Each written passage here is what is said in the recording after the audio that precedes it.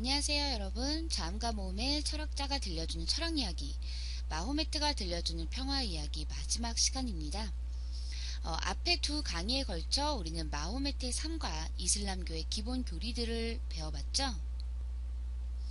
마호메트는 신의 말씀을 전하는 예언자로서, 그리고 잘못된 관습과 부도덕한 사회를 변화시키려 한 개혁가로서, 사회 개혁가로서, 또한 신의 믿음 아래 모두가 평화로운 삶을 꾸릴 수 있는 이상적인 공동체를 만들고자 했던 지도자로서 모두에게 귀감이 될 만한 인물이었습니다. 그리고 그런 그가 창시한 이슬람교는 기존의 오해와는 달리 평화를 추구하는 종교라고 했었죠. 단지 국제적인 분쟁에 휘말리면서 종교 자체에 대한 왜곡이 아주 심해졌던 것이었습니다. 그래서 우리도 많은 오해와 편견을 가지고 있던 거죠. 그래서 뭐 한 손에는 칼을, 한 손에는 코란을, 이것도 사실은 그렇게 폭력적이거나 잔인한 내용이 아니었고요. 지하드 역시 우리가 잘못 알고 있는 그런 부분들이 많았었던 겁니다. 그래서 이번 시간에는 마지막 시간인데요. 이슬람에 대해 좀 더 알아보면서 우리의 오해를 풀어보도록 할게요. 지금까지 이슬람교는 그 창시자가 마호메트라고 하여 뭐 마호메트교라거나 아니면 이제 뒤에서 다룰 텐데 회교라는 다른 이름들로 많이 불렸었죠. 하지만 이것은 모두 부적절한 표현입니다. 우선 이슬람교는 마호메트가 창시한 것이 맞지만 마호메트는 알라의 계시를 듣고 전하는, 그것을 전달하는 신의 사도일 뿐이지 그 자체가 신은 아닌 겁니다.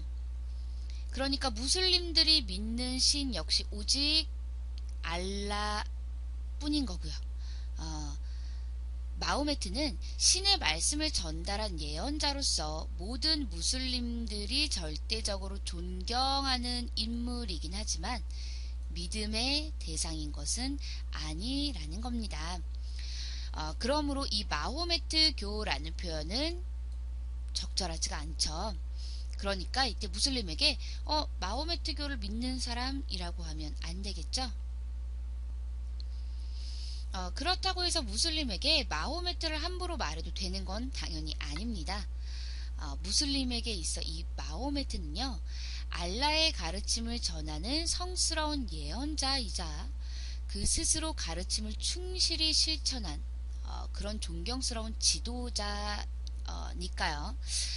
그러니까 우리 이제 앞으로는 무슬림들이 믿는 유일신은 알라, 그런 무슬림이 존경하는 신의 예언자는 마호메트라는 것을 꼭 기억하면서 다른 나라의, 그러니까 다른 사람의 종교 이름을 함부로 이렇게 고쳐 부른다거나 아니면 그들에게 있어 아주 존경의 대상인 사람에 대해서 함부로 말하는 것은 삼가야겠죠. 다음으로 이 회교라는 표현 역시 부적절합니다. 중국 서부 지역, 중국의 서부 지역에 사는 이 위구르족을 회회족이라고 불렀었는데요. 이거는 그러니까 이슬람교는 회회족이 믿는 종교다라고 생각해서 회교라는 또 다른 이제 이름을 붙였었던 거죠. 그러니까 본인들이 아니라 다른 사람들이요. 하지만 우리가 앞에 강의들에서도 보았지만 이슬람교는 위구르족이 회회족이 아니라 이 아랍 민족에서 시작되었던 거죠. 더군다나 이슬람교는 신에 대한 믿음을 특정 민족에 한정시키는 것을 원하지 않습니다. 그래서 이슬람 문화권을 이루고 있는 나라들 중엔 이 아랍 민족이 아닌 다른 민족이 주를 이루는 나라들도 있다고 했었죠. 그러니까 이렇게 특정 민족의 이름을 딴, 게다가 그 민족에서 시작된 종교도 아닌데 말이죠. 이런 표현은 올바르지 않죠. 그들의 정체성을 드러내는 이름을 우리 마음대로 바꿔 부르는 것은 옳지 않으니까 앞으로는 이슬람교라고 제대로 된 이름을 불러야겠습니다. 우리가 이슬람에 대해 가지고 있는 또 하나의 편견은 이슬람교는 매우 폐쇄적이어서 타 문화를 배척한다, 무조건 배척한다 라는 생각인데요. 이런 생각이 널리 이제 퍼지게 된 이유 중에 하나가 이슬람 문화권 대부분이 아직 서구화되지 않고 여전히 전통을 매우 중시하면서 지키고 있기 때문입니다. 하지만 그렇다고 해서 무조건 폐쇄적이다, 다른 문화를 배척한다 라고 생각하는 것은 말 그대로 정말 편견이죠. 현대사회에 들어와서 많은 문화권이 대부분, 우리를 비롯해서요, 많은 문화권이 대부분 이렇게 서구화가 되었다고 해서 그렇지 않은 문화가 폐쇄적인 것은 아니잖아요. 단지 그들은 오랫동안 지켜온 전통 문화를 좀 더 중요시하는 것 뿐입니다. 게다가 이슬람교는 생각보다 수용성이 굉장히 넓다고 해요. 그래서 아주 예전부터 선진 문명이나 다른 종교의 교리들도 적극적으로 받아들였다고 하죠. 또한 이슬람교는 국가나 민족, 혈연과 지연을 초월한 종교입니다.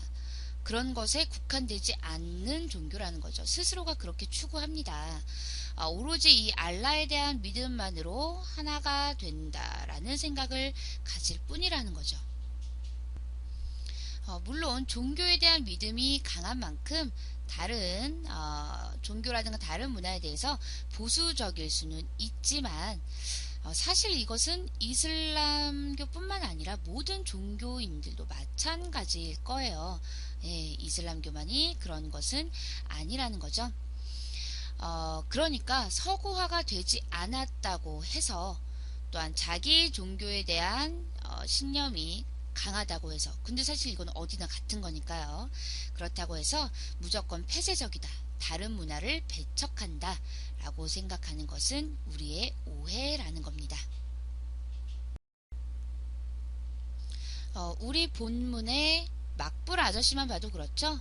이 막불 아저씨는 숙인의 가족이 이슬람교가 아니라는 것을 알지만 자신에게 진심으로 따뜻하게 대해주자 그들을 또 다른 가족이라고 부릅니다.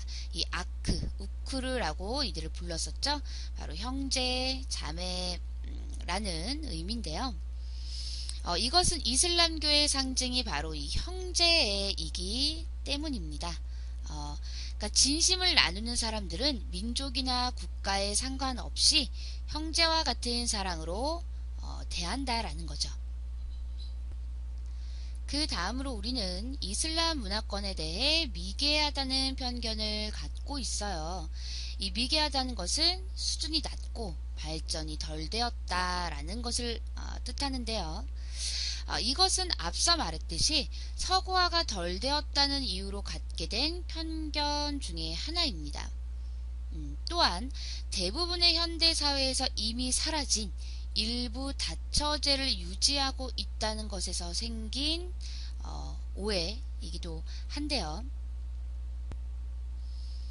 하지만 이슬람 문화권에서 유지하고 있는 이 일부 다처제는요, 전쟁이 빈번하던 시절, 그 옛날에 전쟁이 빈번하던 시절 과부가 된 여자들과 그 자녀들을 거두기 위한 나름의 복지 정책이었다고 해요.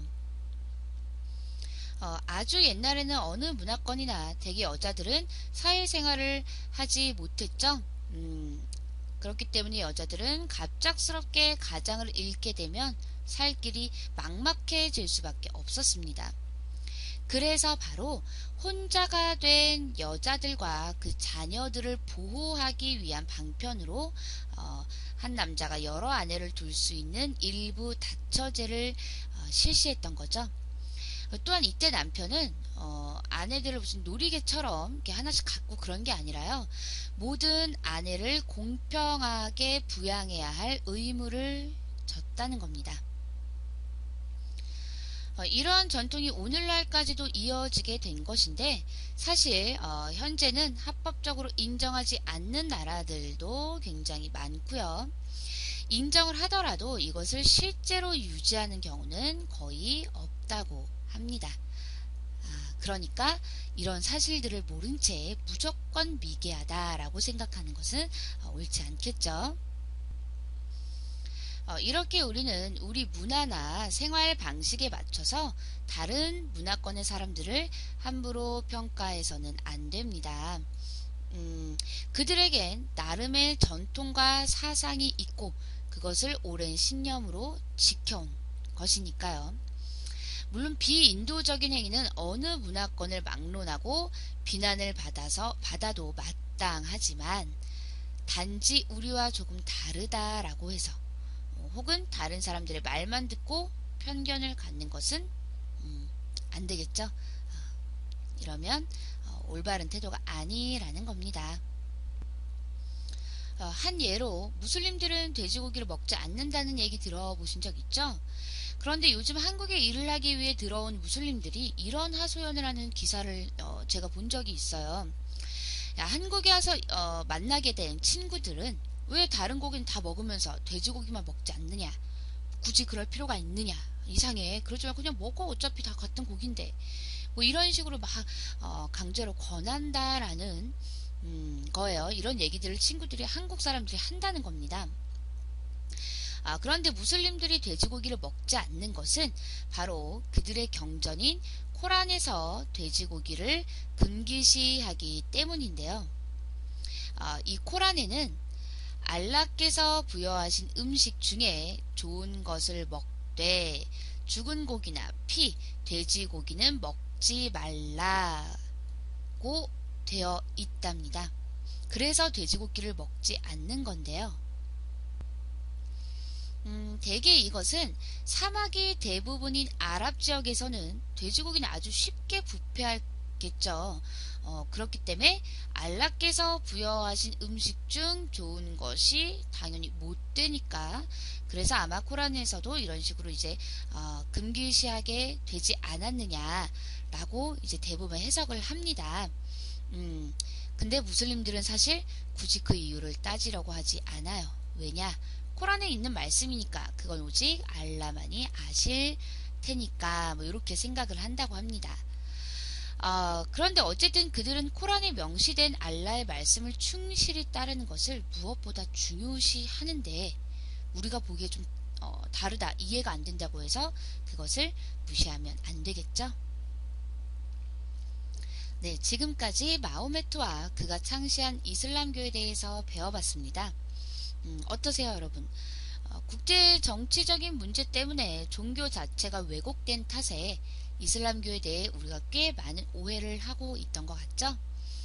이런 오해는 그 문화권 사람들에 대한 편견으로 번져서 자신도 모르게 주변에서 마주치는 외국인들에게 상처를 줄 수도 있었을 겁니다. 그죠, 우리? 그래서 한 번쯤은 모두가 반성을 해볼 필요가 있을 것 같아요.